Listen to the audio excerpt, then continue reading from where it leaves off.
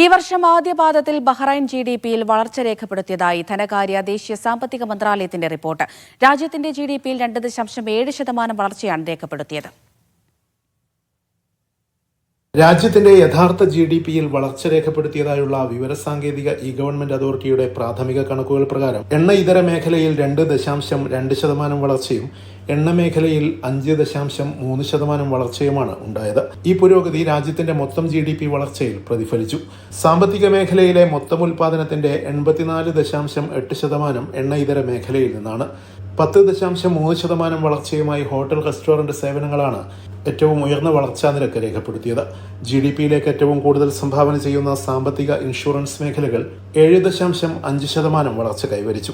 നിർമ്മാണ മേഖല 5.4%, വിദ്യാഭ്യാസ മേഖല 2.5% വളർന്നു.